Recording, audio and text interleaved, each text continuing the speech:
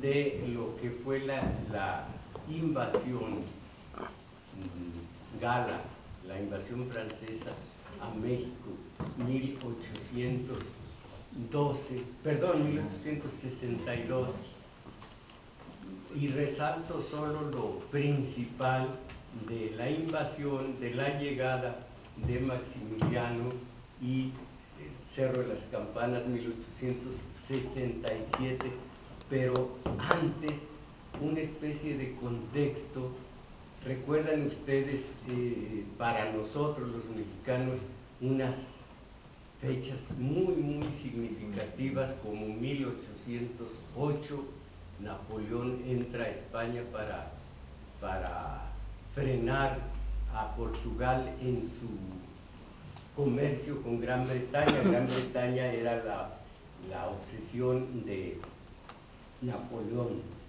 De allí la abdicación de los reyes, el Carlos IV y Fernando VII, y la llegada del hermano José al trono de España, las guerrillas que se organizaron de inmediato. Se dice que en la época moderna las guerrillas fueron impuestas por España, y fueron las guerrillas las que terminaron con la invasión francesa, en muchas de las versiones apoyadas decididamente por Estados Unidos. Esto lo vamos a ver después.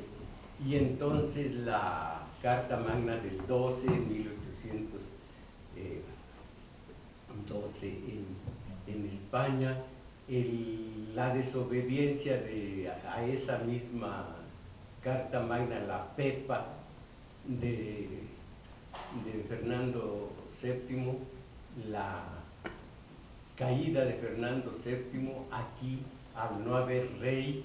Acuérdense ustedes la conjura de la profesa,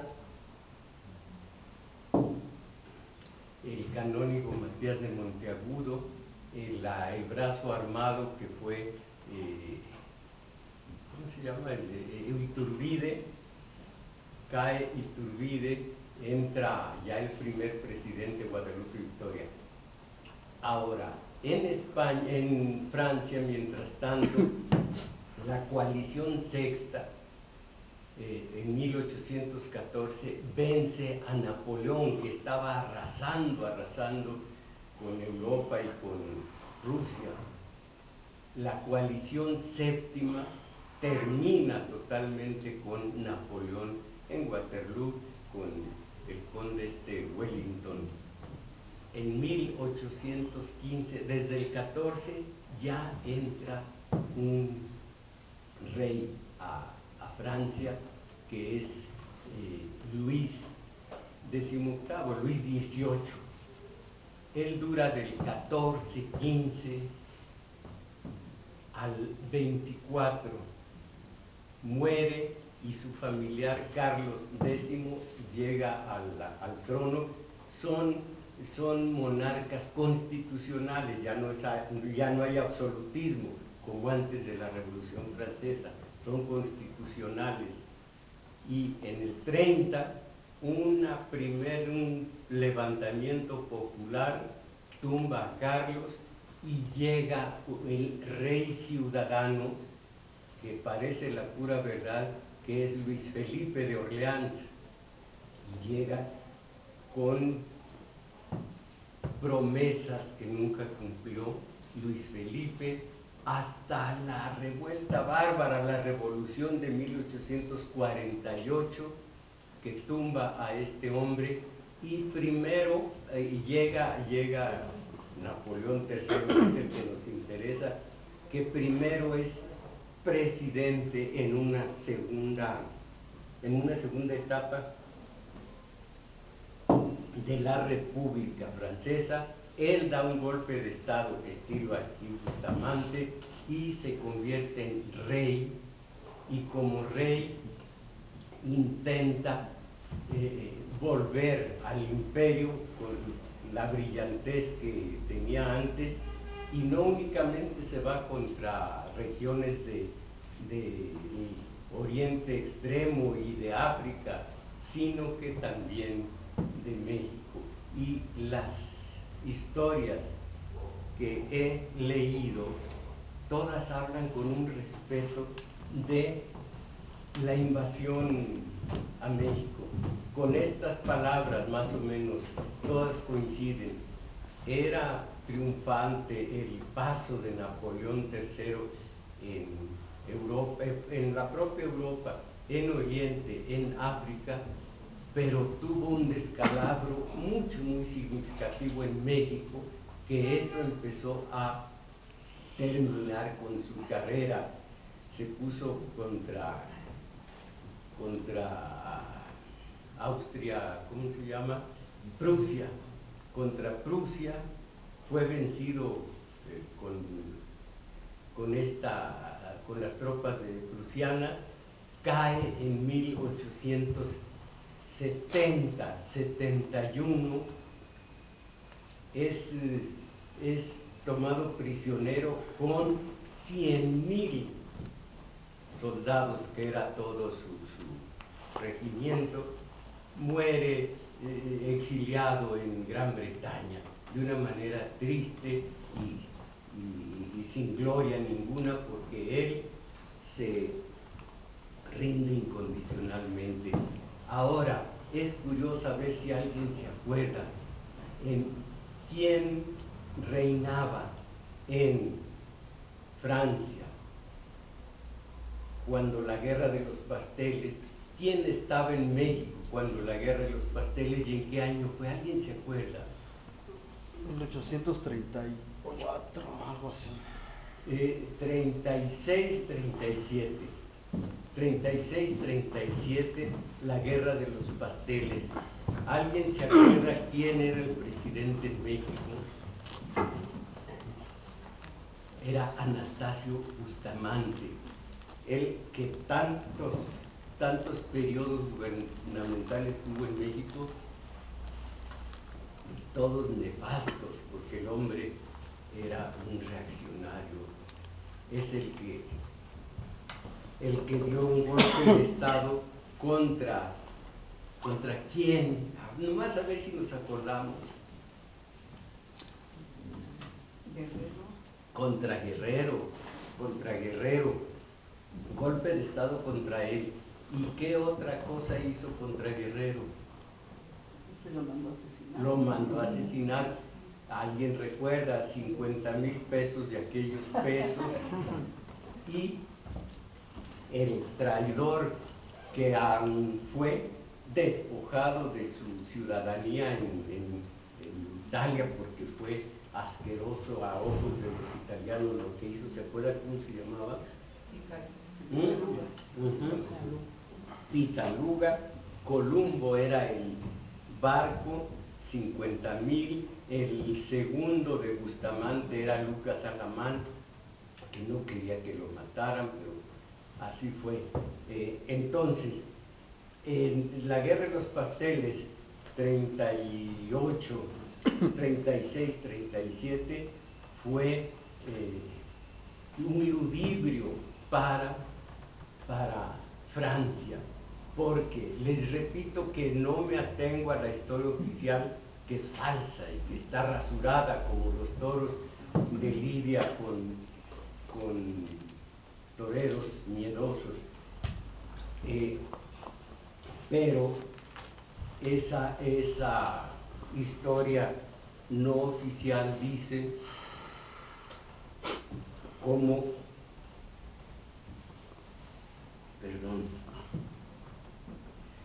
él se me fue la idea de cuál de ellos hablaba. La historia oficial, bueno, como se me fue en este momento la idea,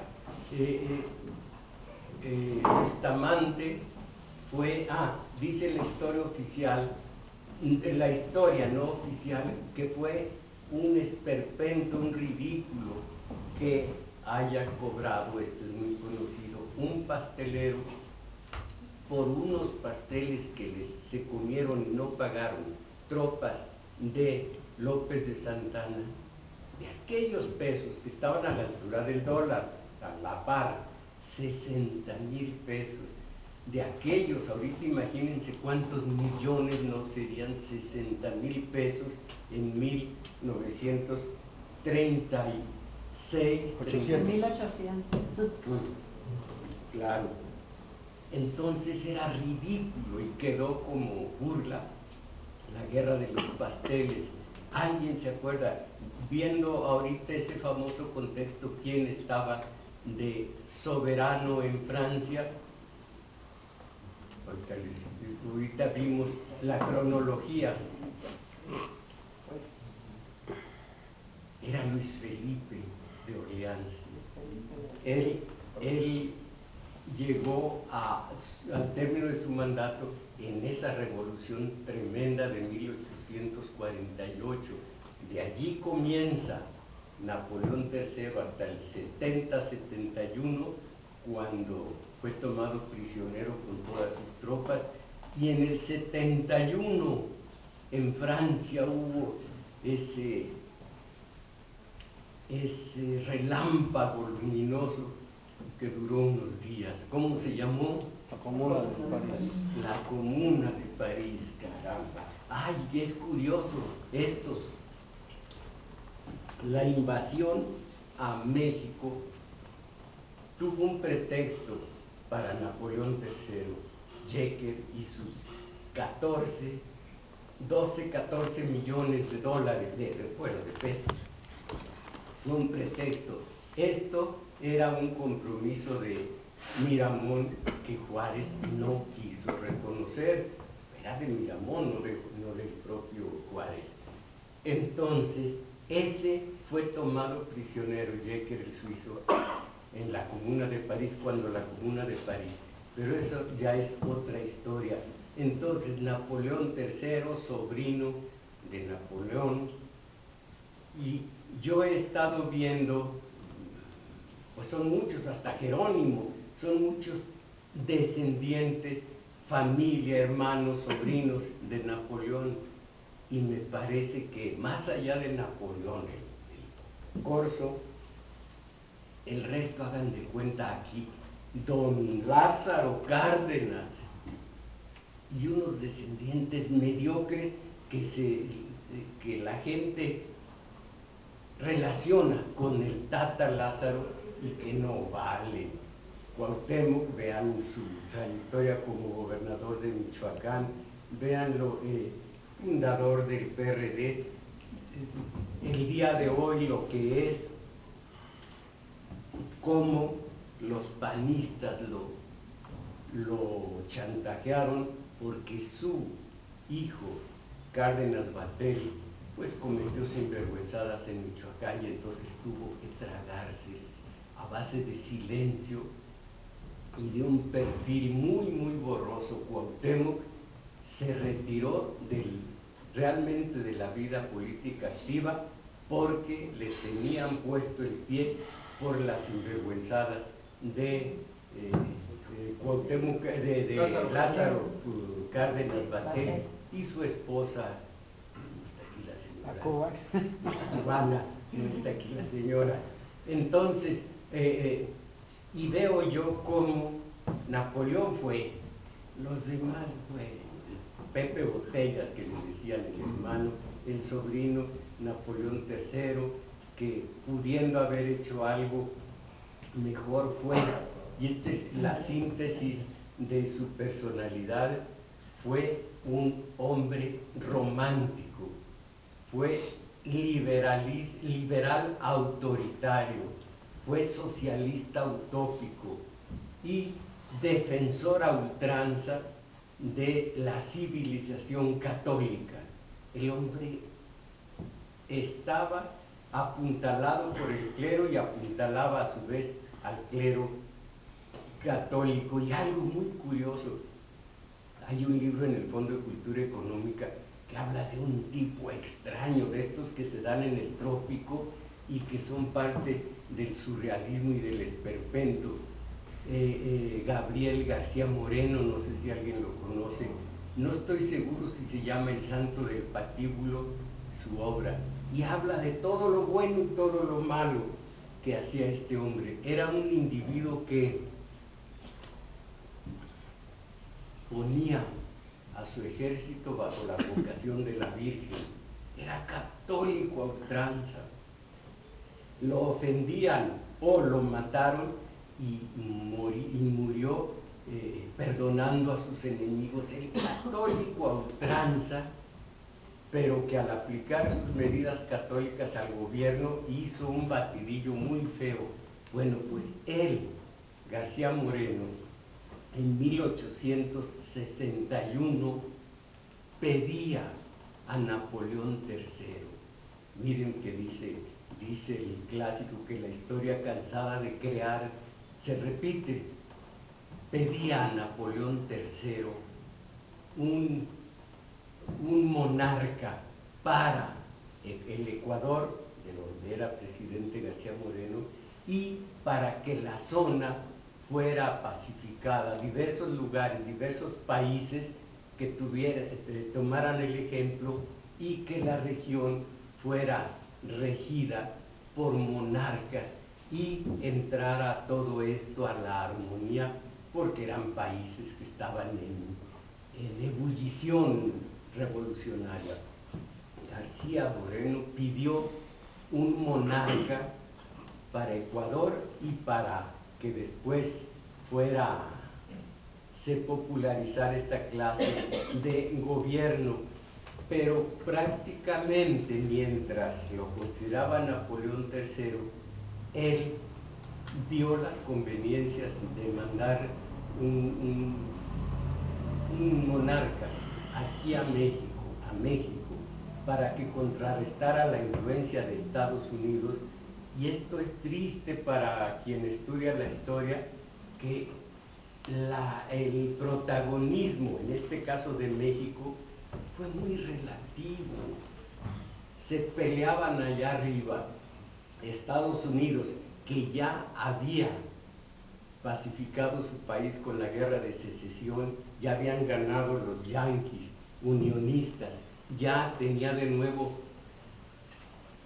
una fuerza absoluta Estados Unidos, y allá arriba estaban. Estados Unidos decía, es mi región, y decía Napoleón, vamos a contrarrestar la influencia del imperio de Estados Unidos en la región del sur, comenzando con México. Eran consideraciones geopolíticas en las que ni Maximiliano ni Juárez tenían un papel preponderante, el número uno. No, es un poquito mortificante, de modo tal que cuando se decidió ejecutar a Maximiliano, el vocero de Estados Unidos dijo, por lo que nos deben, les pedimos que no le quiten la vida. Entonces, allí está la verdadera historia, en este caso de México, y no en la historia oficial, que solamente es Juárez y solamente es Maximiliano. Aquí tengo una historia completa, que no es la oficial, y que solamente vamos a ver el perfil de un trozo de perfil de Napoleón, de Maximiliano, y eran seres débiles que tenían detrás a mujeres muy enérgicas y muy emprendedoras. Eugenia de Montijo, la de Napoleón, que era la mera mera, y qué decir de Maximiliano, que no era bonita, no era elegante, no era una gran dama Carlota, pero tenía lo que debiera tener Maximiliano, que tenía Maximiliano la cabeza en las nubes, y que su interés principal no era en los mexicanitos, sino en los gusanitos, no mexicanos, también gusanitos mexicanos. Era un entomólogo, era un hombre de ciencia, era un hombre que no tenía la estatura de estadista. Entonces, por lo mismo, cuando intentaba ya la claudicación, Maximiliano, pues ustedes saben, como Carlota decía, por lo que aquí decimos, ni tulas, con el respeto que le debo a mi madre, ni tulas. Entonces, y lo curioso, soy tan viejo que casi arañé ver la muerte de Carlota, porque está uno hablando de cosas que ocurrieron hace millones de años, Maximiliano y Carlota. Veo que Carlota murió en 1927, imagínense, prácticamente pues en nuestra época ya. Pero en fin, este duque Ernesto habla de cómo era físicamente Napoleón y luego su perfil psicológico. Desde el punto de vista intelectual, dice Ernesto, desde el punto de vista intelectual, dotado de los más variados conocimientos, Napoleón demostraba una ignorancia completa respecto de las cosas más sencillas. Esto lo dice el duque que lo conoció en persona. Y cometía estupideces que dejaban a uno estupefacto. En lo moral carecía totalmente de respeto hacia el derecho ajeno. Tan pronto como se pronunciaba esa frase, derecho ajeno, interrumpía con las siguientes palabras: el derecho, ¿qué cosa es eso? No conocía más que la razón de Estado, hacía lo que le parecía justo, sin preocuparse en lo más mínimo de los intereses que lesionaba. La emperatriz fue para él una persona fatal, la verdadera mezcla meridional de la ligereza y de la gazmoñería.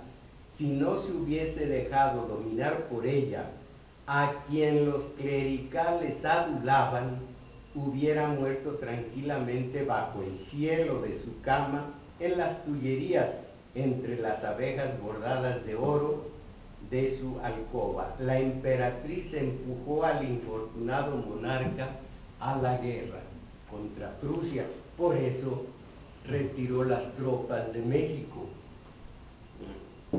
Pero antes tenía un plan ranchero perverso. Napoleón decía: vamos, ya que Maximiliano se afiance en el amor de los mexicanos, que no necesite más tropas que los monarquistas mexicanos, entonces había hecho esta maniobra con el sur de Estados Unidos. Todas las tropas que estuvieron, alrededor de 40,000, en México, pasarían aquí cerquita, pasando el Bravo, al sur de Estados Unidos, apuntalando a los esclavistas, y entonces podría haber una verdadera secesión de los esclavistas del sur, de los algodoneros y de los cafetaleros y demás, y entonces ese sueño de Napoleón III se cumpliría: la zona de México y la zona del sur de Estados Unidos, aislando a los yanquis. Pero como ganaron los yanquis, entonces las tropas se fueron a apuntalar a la metrópoli contra Prusia, que ganó a Napoleón, que lo hizo rendirse y que lo aventó exiliado a Gran Bretaña. Curiosamente es la historia. En Napoleón estaba el plan de apuntalar el sur de Estados Unidos para que se iba a independizar. Era antiesclavismo en el norte, esclavismo en el sur. Apuntalar es alrededor de 40,000 de las tropas y lograr su propósito, que no ocurrió. Eso era Napoleón. Ahora, Maximiliano nació el 6 de julio del 32, contaba la razón en el 61, con 29 años de edad. Ahorita estuve haciendo la cuenta, yo tengo cierta facilidad para comprender casi todo. Lo único con lo que estoy peleado es con Pitágoras. ¡Ah, cómo nos odiamos! Entonces aquí estuve con los dedos intentando y lo logré. Llegó aquí de 32 años Maximiliano, jovenazo. 24 años Carlota. Y acuérdense cómo llegando aquí estábamos tan preparados para el lenguaje real que de inmediato una señora en la recepción se acercó y le dijo: ¿fuma usted, Carlotita? Y le ofreció, y era uno de esos churros, se llaman. Hay churros, hay churros.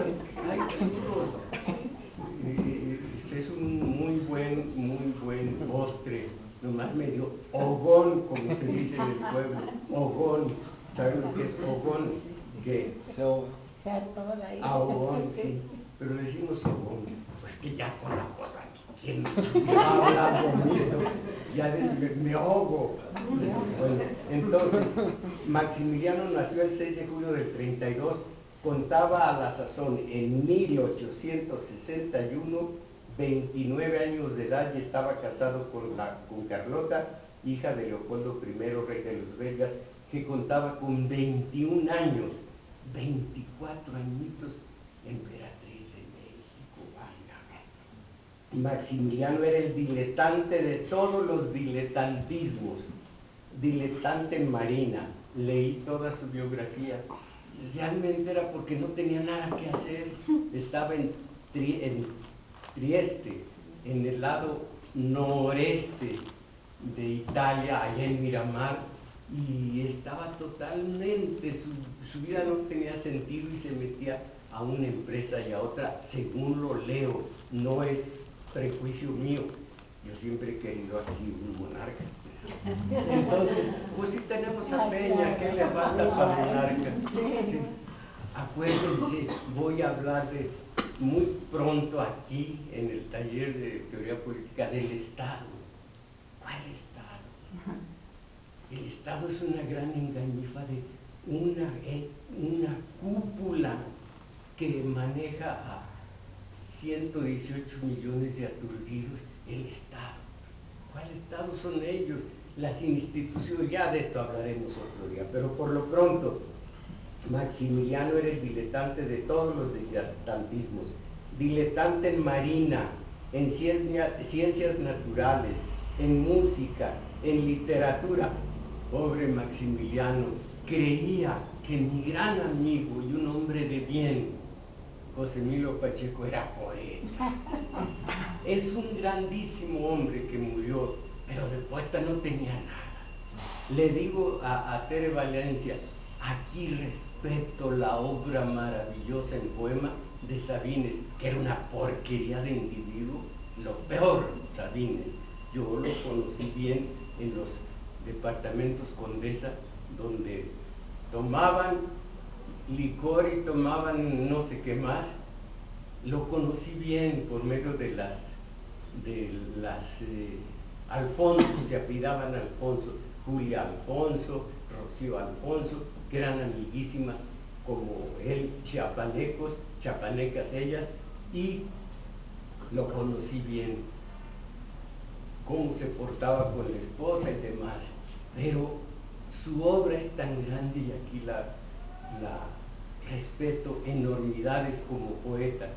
López Velarde, mi paisano, no era la gran cosa. Eso de que murió a los 33 años como Cristo, de una infección, ay, ya le toco madera, de infección de la garganta, ¡guau! Sacó como Nietzsche, ¿cómo murió Nietzsche? ¿Cómo, a costa de qué? No se acuerda. Sí, pero de qué fue su dolencia la que lo mató. Eso, sífilis. Entonces, ¿de dónde sacó la sífilis? Vendo placer a los hombres que vienen del bar, de rameras. Tanto Nietzsche como López Velarde. López Velarde aquí en Álvaro Obregón consiguió su premio, 33 años, en fin, Pero qué obra la de López Velarde. No me refiero a la primera, a Cándida de las campanas que si las oyera el Papa. No, estoy hablando de la bizarra capital de mi estado, en donde se exalta este sonido de las campanas y la comida de caldo de habas, la suave patria vendedora de chía. Quiero raptarte en la cuaresma opaca, sobre un garañón y con matraca, y entre los tiros de la policía. A la suave patria la torna mujer, le dice sota moza, y qué manera de los pechos al vapor, en fin, la hace hembra, cosa que Otto René Castillo a su tierra, Guatemala, la hace hembra, pero una hembra es sujeta a todas las presiones y las tristezas y las penalidades que los milicos perpetran en ella. Vámonos, patria, a caminar, yo te acompaño, y en una de esas yo viviré para que tú vivas, yo moriré para que tú vivas, y muere en la tortura el poeta, ese sí, pues, bueno, buen poeta, digo poeta en Vámonos, patria, a caminar, pero no en lo demás. Es curioso, el salvadoreño Roque Dalton, qué manera de morir. Sus propios compañeros dijeron tienes que suicidarte, pero no era buen poeta. Es curioso, tengo que remitirme a Sabines y a López Velarde, a los que no respeto como humanos, pero sí su poesía. Y les digo de López Velarde su poesía ya citadina, cuando habla de el desencanto profesional con que saltan del lecho las prostitutas. Tenía la fijación de ser carne y espíritu. Decía que para mí no hay objeto de metal, de madera, que abrazada por mí no tuviera movimientos humanos de esposa. Realioso, rijoso, y murió en la suerte. Entonces, eso eran ellos. Entonces Maximiliano, literatura y en política, era diletante. Tenía ambición, pero hasta como ambicioso era diletante, pues se contentaba con querer sin poner los medios. Frívolo, inconstante, amigo de la ostentación. Luego vemos el sueldo que se puso y el que le puso a Carlota. Inconsecuente, era incapaz de llevar a cabo ninguna empresa ardua y dilatada. Carlota tenía más acometividad, mayor perseverancia y más inteligencia, y su voluntad predominaba sobre la del príncipe. Pero a ambos les faltaba el conocimiento de los hombres y la práctica de la vida. En vez de estudiar política y las ciencias que le son anexas, se dedicó Maximiliano a las artes. En vez de ser conservador, alardeó de liberal. Ya saben que con esto se echó en contra todo el clero, comenzando con, ¿cómo se llamaba el arzobispo? Que tuvo de tal manera un papel preponderante que lo echaron del país. Dígalo. La Bastida. Sí, Pelagio Antonio de la Bastida y Dávalos. Les digo que todo eso es un solo señor. Bueno, entonces, alardeó de liberal. En vez de quedarse en su país, vino a México. En vez de dedicarse en México a la organización de su partido, de la administración pública, del ejército y de captarse a los franceses y al clero, hizo todo lo contrario. En vez de abdicar y regresar a Europa, se encerró en la ratonera de Querétaro. En vez de combatir allí a todo trance, se entregó, según unos, traicionando a los suyos.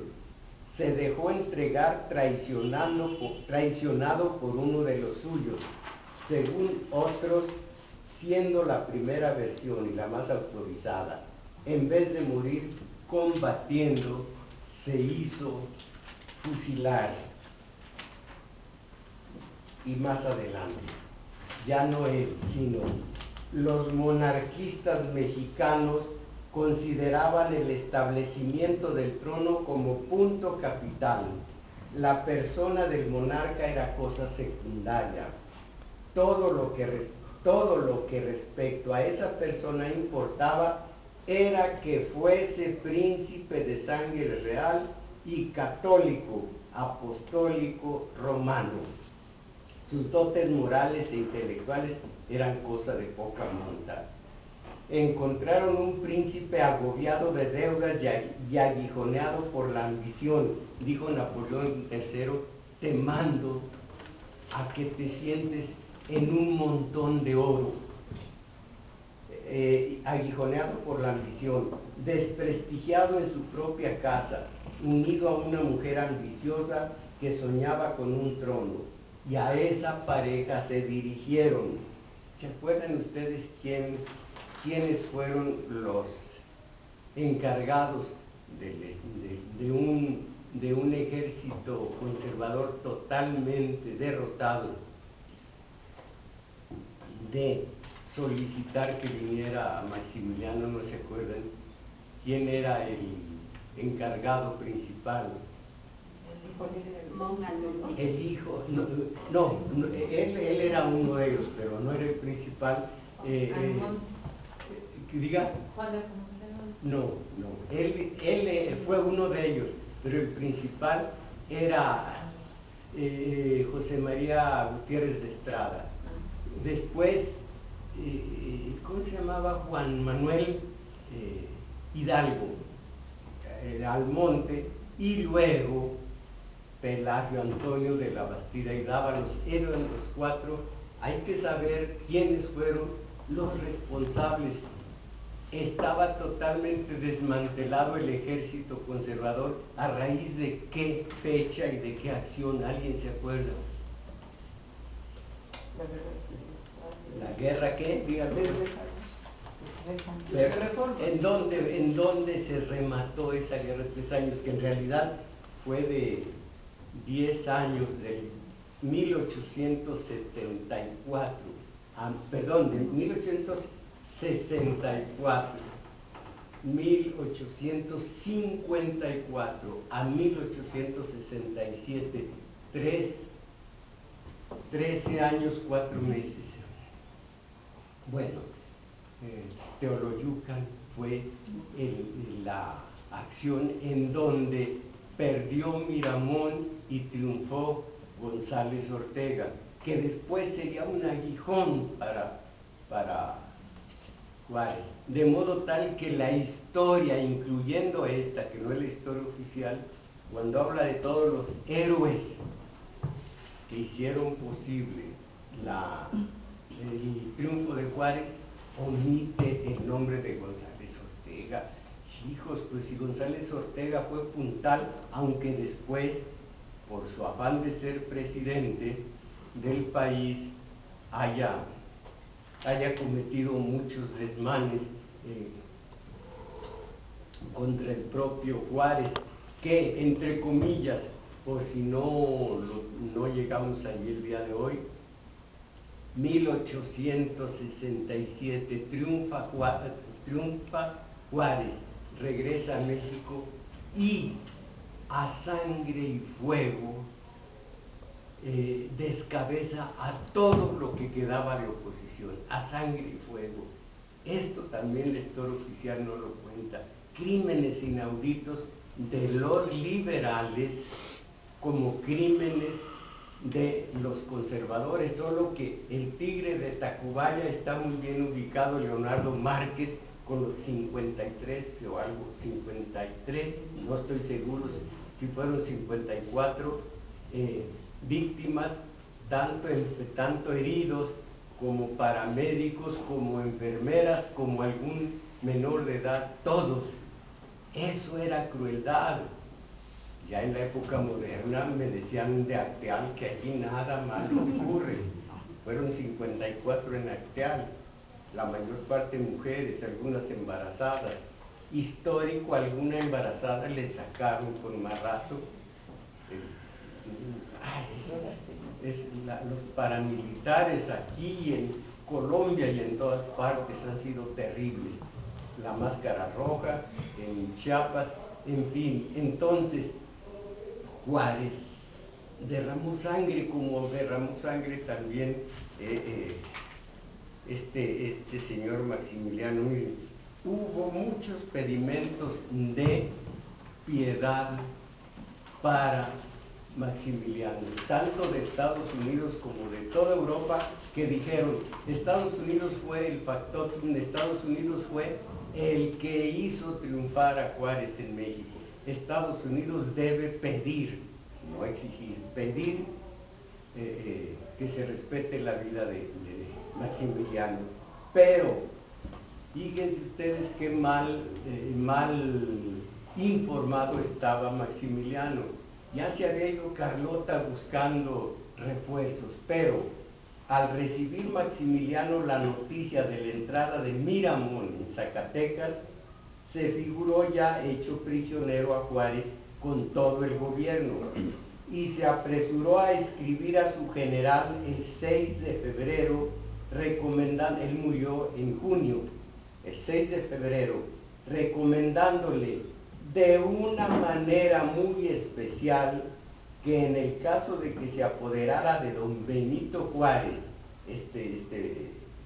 Miramón, que se apoderara de don Benito Juárez, de don Sebastián Lerdo de Tejada, de don José María Iglesias o del general don Miguel Negrete, los hiciese juzgar y condenar por consejo de guerra, conforme a la ley del 4 de noviembre último, pero que no se ejecutara la sentencia antes de recibir su aprobación.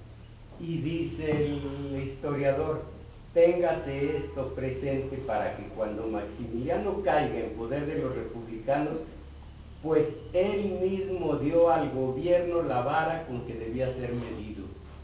Dijo, y además él, Maximiliano, publicó una ley de que todo el que fuera sorprendido con las armas en la mano o colaborador de los insurgentes fueran pasados por las armas, y aquí consejo de guerra contra ellos, eso significaba la muerte de ellos, y fue la que se le aplicó a él, al propio Maximiliano.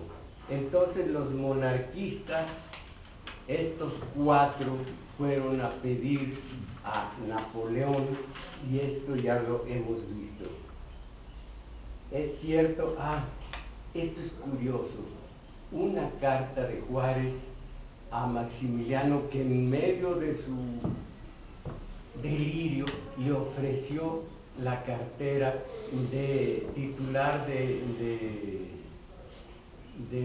justicia, que eso tenía Juárez, esa cartera, por lo cual fue el presidente en 1858, cuando con Montfort esa cartera tenía y automáticamente fue presidente, cuando con Montfort se dio un golpe de estado por el plan de ¿qué? ¿Alguien se acuerda? No, de Tacubaya, el plan de Tacubaya. Entonces le ofreció la cartera de justicia a Juárez. Eso es histórico.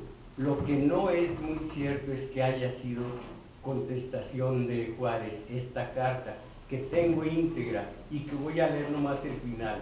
Sea o no sea auténtica, la mayor parte de los historiadores dice que sí, pero algunos lo dudan. El final dice Juárez a Maximiliano: es cierto, señor, que la historia contemporánea registra el nombre de grandes traidores que han violado sus juramentos y sus promesas, diciendo los que acceden, que han faltado a su propio partido, a sus antecedentes y a todo lo que hay de sagrado para el hombre honrado, que en estas traiciones El traidor ha sido guiado por una torpe ambición de mando y un vil deseo de satisfacer sus propias pasiones y aun de sus mismos vicios. Pero el encargado actualmente de la presidencia de la República, salido de las masas oscuras del pueblo, sucumbirá, si en los juicios de la providencia está destinado que sucumba, cumpliendo con su juramento, correspondiendo a las esperanzas de la nación que preside y satisfaciendo las inspiraciones de su conciencia.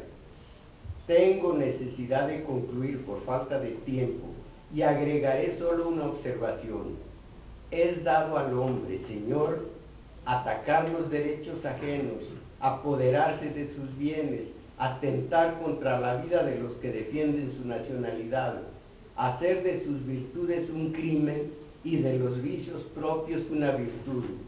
Pero hay una cosa, y esto pienso en Fidel muchos años después, pero hay una cosa que está fuera del alcance de la perversidad, y es el fallo tremendo de la historia. Ella nos juzgará. Soy de usted seguro servidor, Benito Juárez.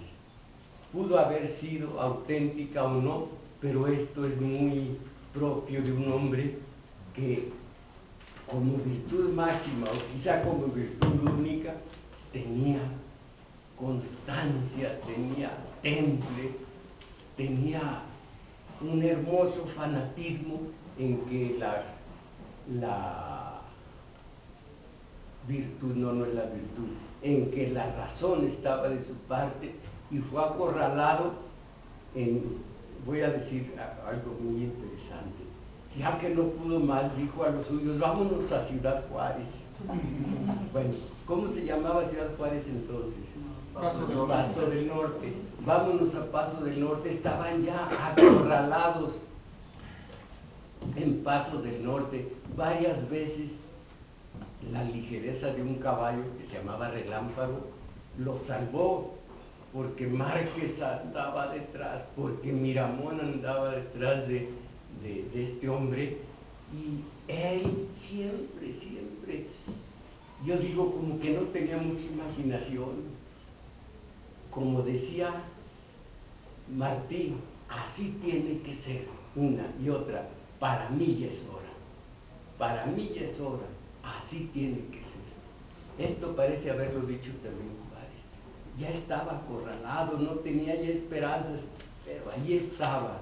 Y eso nadie se lo puede discutir. Para empezar, la historia dice cómo se aguantó hasta donde pudo y acabó llorando a mares donde no me viera. Bueno, Juárez no era en aquellos momentos, esto ya es una opinión del historiador, y lo tomamos con reservas. Juárez no era en aquellos momentos un hombre, sino una causa. No era el presidente, sino la bandera. Y la causa y la bandera estaban sobre todo y sobre todos en los instantes en que se resolvía el problema del ser o no ser de nuestra patria. Esto que parece un ditirambo, una alabanza desmesurada, así fue porque algunos historiadores extranjeros dicen Napoleón y toda Francia fueron el hazmerreír de Europa cuando el 5 de mayo en Loreto y Guadalupe.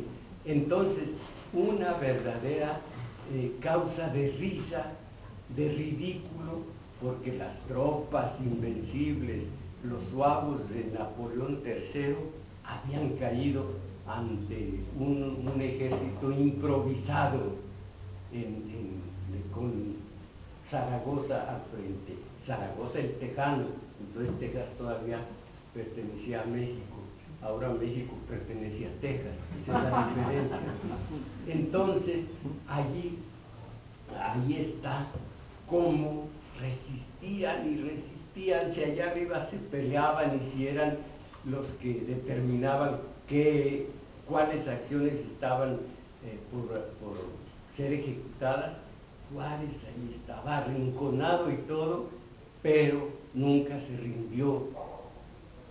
Acuérdense que Juárez no tenía las virtudes sobre todo de Melchor Ocampo, de Sebastián Lerdo de Tejada, de José María Iglesias, del propio la valentía de González Ortega, la de Porfirio Díaz cuando soldado de la nación, la de Berriozábal.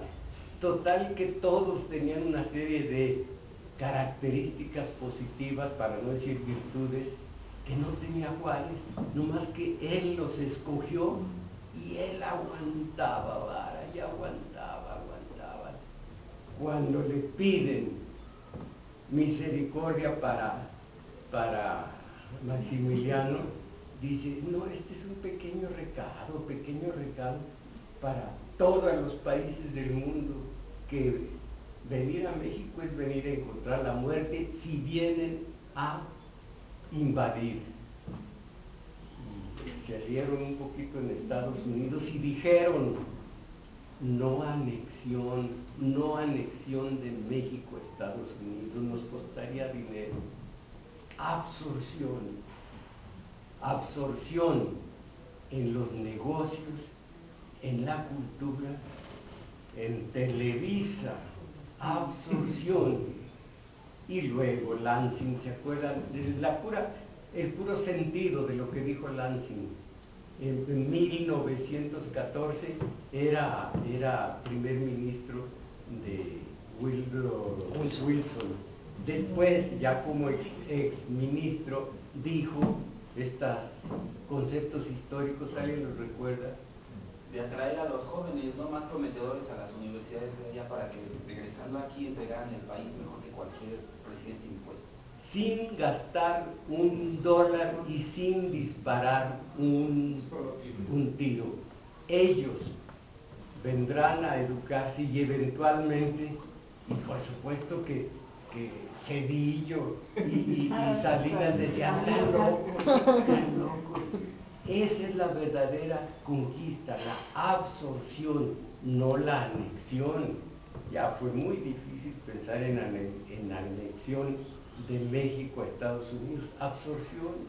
En estos momentos, por fortuna, iba a decir una broma, pero conste que es cierto, lo leí hace 3-4 días, ojalá que ustedes también. Las reformas primero de Salinas y ahora de Peña son más importantes que las reformas de Juárez.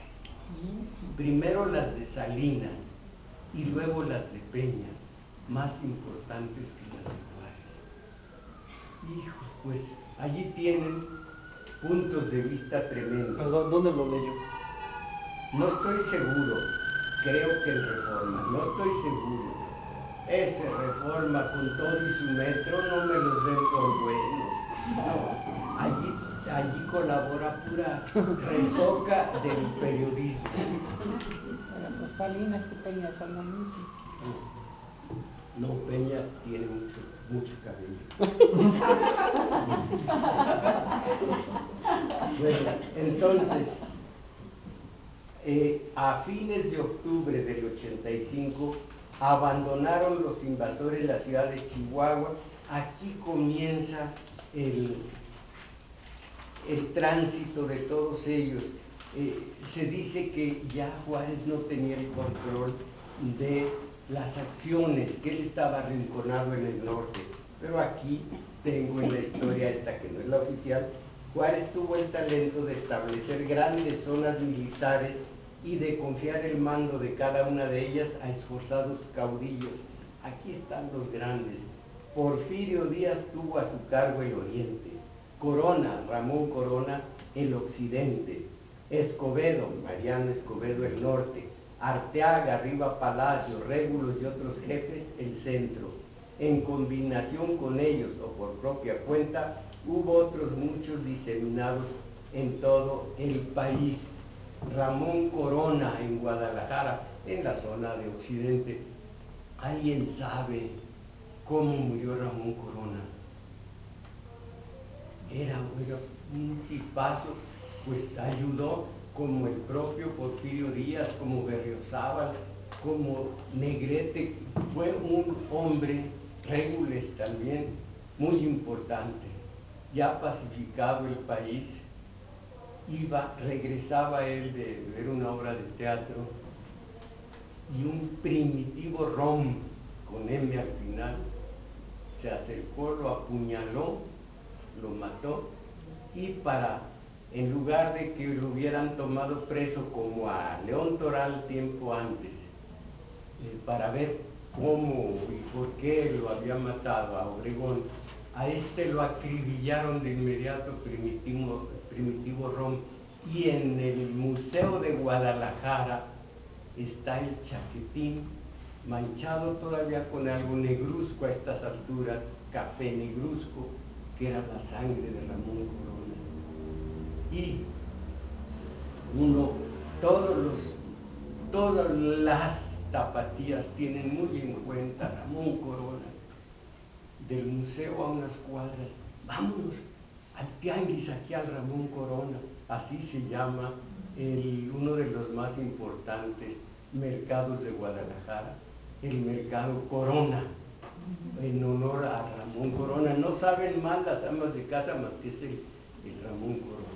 Y antes, el más grande de pero de veras que es grande, de los mercados de Guadalajara, el de San Juan de Dios, grandísimo. Yo lo conocí todavía como Mercado San Juan de Dios.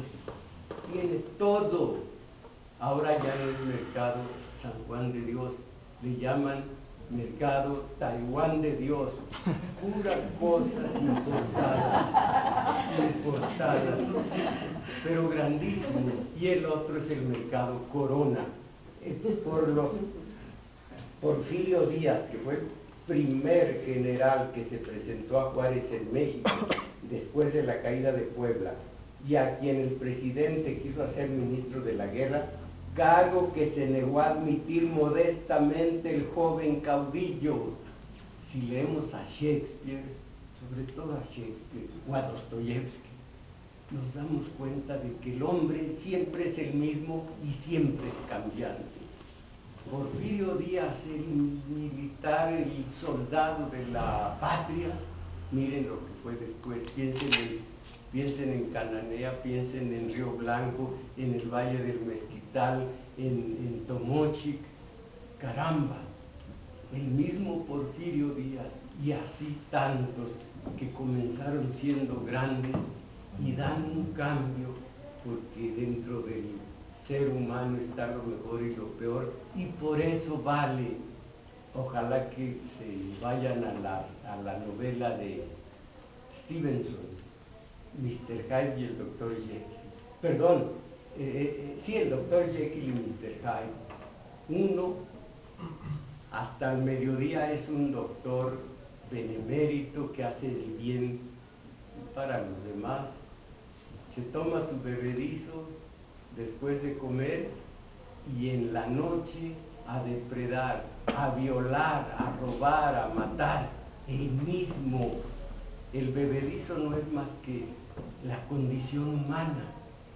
Por lo mismo, antes de Freud, tanto Allan Poe como Dostoyevsky hablaron de que en el corazón del hombre coexisten, como les decía, el héroe y el villano, el santo y el réprobo, el hombre de bien y los chuchos de nueva izquierda, todo dentro del corazón.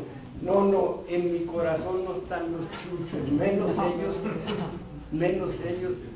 Bueno, entonces, el Porfirio Díaz es un tipazo, y miren en qué terminó. Porfirio Díaz fue el primer general que se presentó. Se negó a admitir modestamente el joven caudillo, ministro de la guerra. Prefirió seguir luchando en el campo de batalla. Estando el gobierno en Querétaro, le dio el mando de los estados de Veracruz, Puebla, Tlaxcala, México, Oaxaca, Guerrero, Chiapas y Tabasco. El general Díaz formó en Querétaro una división mixta y se dirigió a Oaxaca, y aquí siguen todos los demás. Ahora está en Michoacán, no nos dice nada, Régules, Riva Palacio, Salazar, Ramón Méndez. En Occidente, Ramón Corona, muchos más que no conozco. Antonio Rosales, lo conozco porque viví en Guadalajara, en la calle Antonio Rosales. Antonio Rosales, sin estar yo muy seguro, está relacionado con el del sombrero, ¿cómo se llama? Que tuvo cerca a Mina. Ay, muy conocido, luego les digo.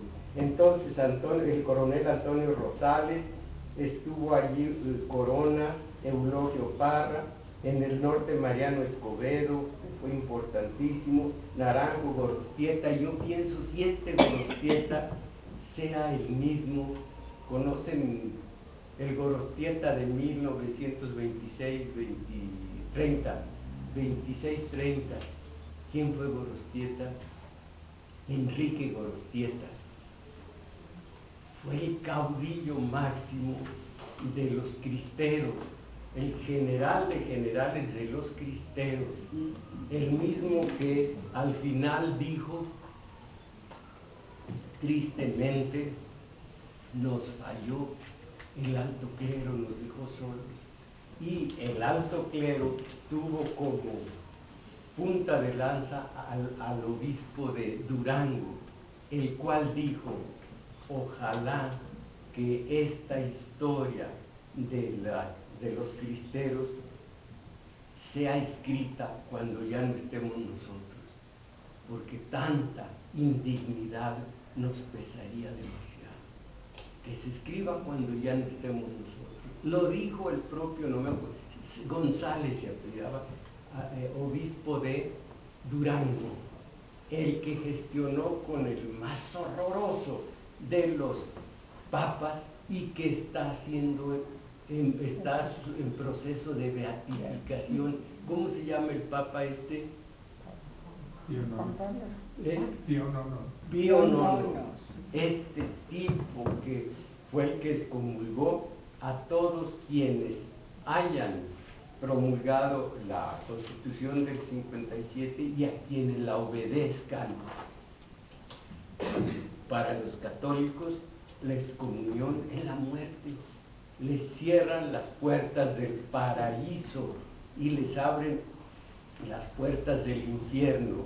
Lo único bueno que le reconozco a Juan Pablo II, y ahora algo de tanto bueno que está intentando Francisco, es que el infierno está en nuestra propia conciencia cuando no procedemos de acuerdo a ella. Caramba, yo que crecí, no tanto, ni para arriba, ni para abajo, ni para los lados, pero crecí con las llamas del infierno, con pesadillas sobre el infierno. Pues ahora veo que si no hay infierno, qué alivio, porque el infierno sea simplemente lo que nos acucia la conciencia cuando algo hacemos mal. En la mitología griega, ¿quién se acuerda lo que era la conciencia y el remordimiento de conciencia? ¿No se acuerdan? Eran unas mujeres, por supuesto, ¿qué es eso? Y por poco salía el machito que anda en uno, las erinias. ¿Las qué? Erinia, simplemente, no, las furias eran otra cosa, las erinias, ¿se acuerdan a quién acosaron hasta enloquecerlo? A un matricida, ¿alguien se acordará cómo se llama? Edipo. No, matricida. Fue matricida en otro sentido. Edipo, que tuvo 2 hijas y 2 hijos. ¿Cómo se llamaron los hijos de Edipo con Yocasta. Yocasta nomás de nombre. Ellas eran Ismene y Antígona. Cuando digo Antígona se me endulza la boca. Y ellos eran Polinices o Polinice y Eteocles. Esos fueron los hijos que tuvo Edipo con Yocasta.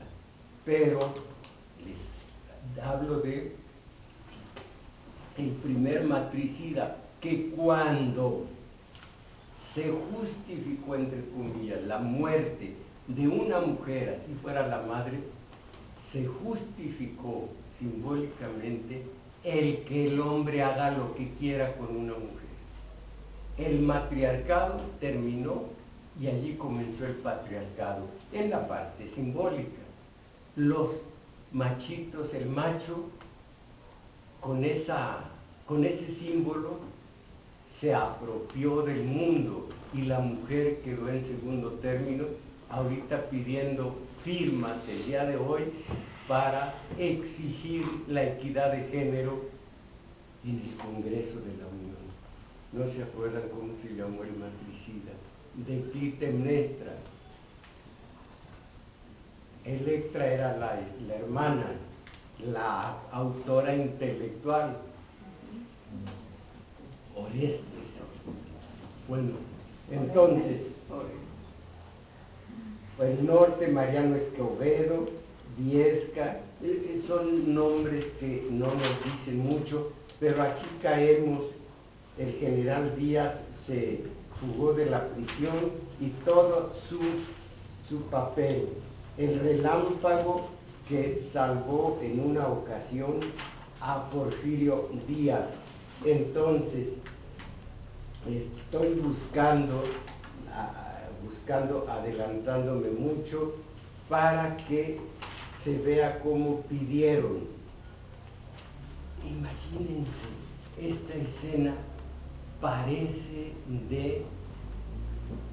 de folletín o de folletón de aquellos del siglo XIX, y ahora se diría de telenovela, pero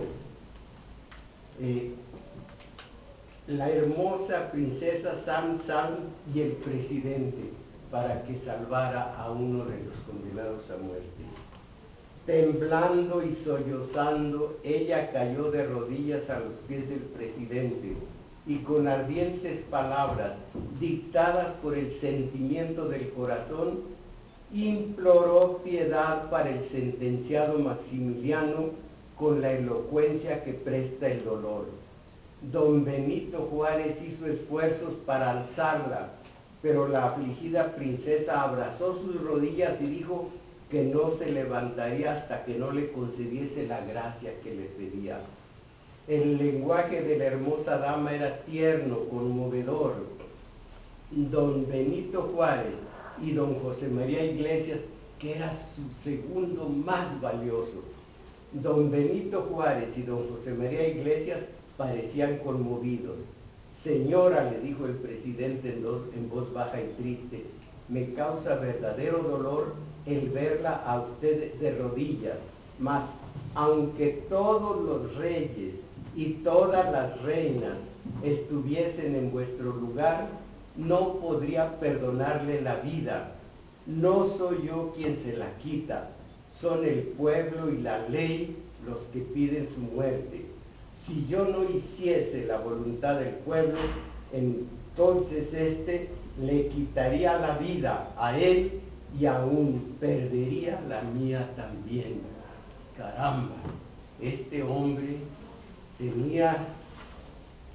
era obcecado, pero además, como ya vimos antes, pues el mismo Maximiliano, creyendo que ya tenía en su poder a Juárez, dijo, hay que hacerle consejos de guerra. Y ustedes saben que consejo de guerra nunca se salva, es una forma de asesinar, como fue asesinado con un consejo de guerra este hombre guerrero. Entonces, ¿quiénes pidieron? El 6 de abril se dirigió Windenbruck, ministro de Austria, cerca del gobierno de Washington, le mandó un memorándum en el que por instrucciones de su gobierno pedía al de Estados Unidos que en caso de ser hecho prisionero Maximiliano, interpusiese su influencia con Juárez, urgiéndole a que respetara la vida del archiduque, y concluía diciendo, parece que este gobierno tiene el derecho, el gobierno de Estados Unidos, tiene el derecho de pedir a Juárez que respete a los prisioneros de guerra, supuesto que el apoyo moral del gobierno americano es a quien debe en gran parte sus actuales ganancias el presidente liberal de México. Mr. Seward dirigió luego un despacho a Mr. Campbell, ministro acreditado cerca de México, que residía a la sazón en Nueva Orleans, diciéndole, comunicará usted al presidente Juárez prontamente y por medios eficaces el deseo de este gobierno de que en caso de ser capturado el príncipe y sus secuaces reciban el tratamiento humano concedido por las naciones civilizadas a los prisioneros de guerra. Y luego, el gobierno de los Estados Unidos simpatiza sinceramente con la República de México y tiene gran interés en su prosperidad, mas yo debo expresar la creencia de que la repetición de las severidades referidas enajenarían las simpatías enervando su acción. Se cree que tales actos con los prisioneros de guerra, según se ha dicho, no pueden elevar el carácter de los Estados Unidos mexicanos en la estimación de los pueblos civilizados y tal vez perjudiquen la causa del republicanismo, retardando su progreso en todas partes. Así que donde quiera se pedía la merced para Maximiliano. Juárez se mostró impasible e inexorable, respondiendo de una vez por todas a las solicitudes de perdón que, comillas, no podía acceder a ellas por oponerse a tal acto de clemencia las más graves consideraciones de justicia y la necesidad de asegurar la paz de la nación. Entonces, la esposa del general Miramón, esto fue patético, la esposa del general Miramón no pedía más que una merced y le fue concedida, que le otorgaran el corazón para llevárselo, no estoy seguro, creo que a Guadalajara, el corazón de su marido. La esposa del general Miramón llegó a San Luis para impetrar de Juárez el perdón de su marido. El presidente se negó a recibirla, diciendo a los defensores de los acusados, excúsenme ustedes de esta penosa entrevista que haría sufrir mucho a la señora con lo irrevocable de la resolución tomada. Y al despedirse de los mismos defensores les dijo, al cumplir ustedes el cargo de defensores, han padecido mucho por la inflexibilidad del gobierno. Hoy no pueden comprender la necesidad de ella ni la justicia que la apoya. Al tiempo está reservado apreciarla. La ley y la sentencia son en el momento inexorables, porque así lo exige la salud pública. Ella también puede aconsejarnos la economía de sangre, y este será el mayor placer de mi vida. Y es allí donde, temblando y sollozando, la princesa Salm pidió al presidente, pero el presidente, por supuesto, que no se lo concedió. Esto lo sabemos ya, por supuesto. Y como término, lo que ya conocemos, término también del capítulo. Juárez salió de San Luis Potosí para México, acompañado de sus fieles ministros Lerdo de Tejada, Iglesias e Ignacio Mejía, y de aquel grupo que llamaron de inmaculados, que comprendía a los empleados que le siguieron en su peregrinación peligrosa. El 15 de julio hizo su entrada triunfal en la capital de la República, satisfecho por haber cumplido su juramento de mantener la independencia nacional, la integridad del territorio y la Constitución de 1857. Al entrar en la capital, expidió un manifiesto a la nación, síntesis de toda la gloriosa época, que cierra ese documento con rico broche de diamante. Sí, pero en alguna otra dice cómo a sangre y fuego arrasó con la oposición. Y caramba, esta es la historia. Esta es la historia, y curiosamente estoy leyendo, pero por enésima vez, el estudio de Fromm que se refiere a la racionalización. Y me viene a la mente la racionalización con un ejemplo que comienza exponiendo Erich Fromm. Las guerras, por ejemplo, dice: muchos de buena fe dicen estamos defendiendo, vamos a defender la patria, los principios, la dignidad. Y uno de los grandes hallazgos de la psicología es ver lo endeble de la credibilidad que tienen algunos pensamientos y algunas ideas por la patria. Y dice Fromm, no es por la patria, son intereses creados, etc. Pero la racionalización nos hace creer que nuestros pensamientos están de acuerdo con la verdad. Y yo digo, todo lo que el cortoplacismo de la gente la hace creer que están analizando con sus pensamientos, con sus teorías, lo que ocurre con Peña y secuaces, es una racionalización, porque están pensando y hablando y expresando las opiniones horrorosas de los voceros oficiosos del sistema, los López Dóriga, Ciro. Un horror que se necesita no tener un ápice de gusto y de sensibilidad, uno que falsifica su voz y se hace pasar por Broso. ¿Cómo pueden oír esas cosas? Si Broso dice Padre nuestro que estás en los cielos, ¡guará! Fregada, con esa voz, ni una oración a Dios Padre, ni el cantar de los cantares, ni nada. Eso es falso, eso es fingido. Bueno, pues estos son los voceros oficiosos del sistema, y la gente cree que son sus propias opiniones. Racionalización. Cuando uno estudia esto, caramba, se le abre la mente y ve uno la realidad, pensamientos, ideas falsos, creyendo que son ciertos.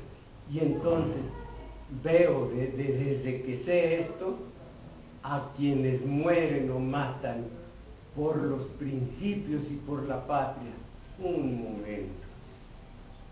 Los verdaderos, los que tramaron esto, están en sus oficinas, y el Pentágono es simplemente un hacedor de violencia causa, cosa que la gente no conoce. Violencia causa. Les dice, ¿cómo se llama la palabra? Les dice a los que matan, terroristas. Les dice terroristas a los que, bueno, se inmolan, se llevan a varios de corbata, a veces a puro inocente. No, esos son terroristas al pormenor, dice Chomsky, que son terroristas de violencia, efecto. La violencia causa es el Pentágono, pero eso no lo sabemos, pura racionalización. Así que estos beneméritos defendieron la patria en un momento determinado, pero allí queda el pensar en quienes movieron todos los hilos e hicieron que todos los que se sacrificaron lo hicieran por la patria. Y me parece que esto es horroroso. Y yo, tomando una idea que no es mía, sino de Ernesto Cardenal, y haciéndola a mi manera, digo, leyendo esto, la historia, mis valedores, la historia no es eso que enseñan los libros de historia. La historia es una gigantesca sopilotera y un gran hedor.